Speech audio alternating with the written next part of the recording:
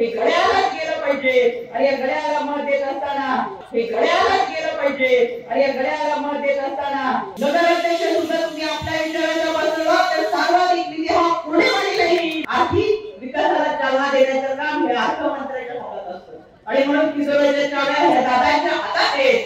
अवरून तुम्हाला सांगायचंय निधीशिवाय कोणतीच काम होत नाही. आमच्या महिला भगिनींना 50% बस सवलतीमध्ये दिल्यानंतर ती फायद्यात आली. राज्यात आपली सत्ता आहे.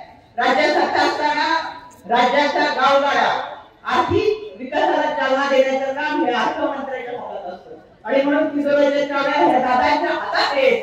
अवरून तुम्हाला सांगायचंय जर अर्थमंत्री आपलाय तर मामांना ज्या पद्धतीने 3000 कोटीचा निधी दिला तसंच नगराध्यक्ष सुद्धा तुम्ही आपल्या विचारांचा बसलो तर सर्वाधिक निधी हा पुणे नाही आणि तो दादांच्या माध्यमातून मामांच्या माध्यमातून आपल्यापर्यंत पोहोचते.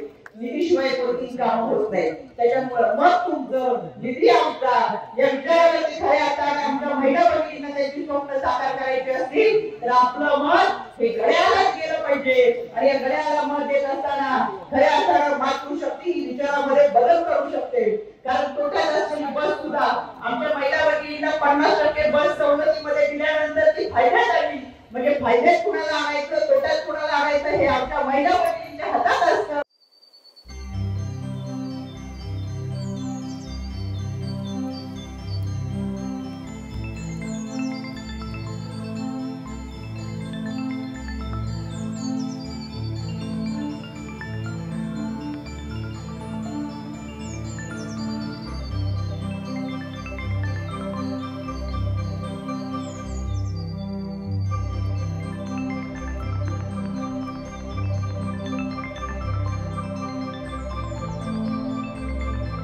राज्यात आपली सत्ता आहे.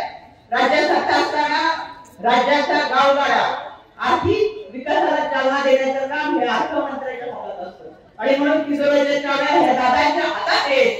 अवरून तुम्हाला सांगायचंय जर अर्थमंत्री आपलाय तर मामांना ज्या पद्धतीने 3000 कोटीचा निधी दिला तसंच नगराध्यक्ष सुद्धा तुम्ही आपल्या विचारांचा बसलो तर सर्वाधिक निधी हा पुणे नाही आणि तो दादांच्या माध्यमातून मामांच्या माध्यमातून आपल्यापर्यंत पोहोचते. निधीशिवाय कोणतीच काम होत नाही. त्याच्यामुळे मग तुमचं निधी आमचा या विचारावरती खरे असताना आमच्या महिला भगिनींना त्याची स्वप्न साकार करायची असतील तर आपलं मत हे घड्याळात गेलं पाहिजे आणि या घड्याळाला मत देत असताना खऱ्या अर्थानं मातृशक्ती ही विचारामध्ये बदल करू शकते. कारण तोट्यात असलेली बस सुद्धा आमच्या महिला भगिनींना 50% बस सवलतीमध्ये दिल्यानंतर ती फायद्यात आली.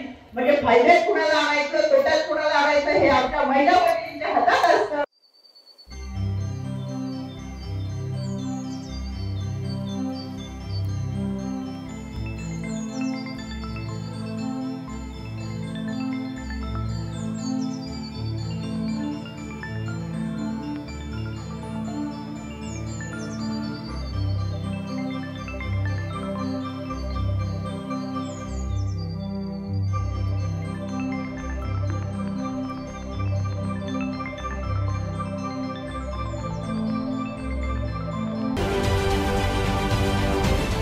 महाराष्ट्रातील सर्व बातम्यांचे विश्वासार्ह व्यासपीठ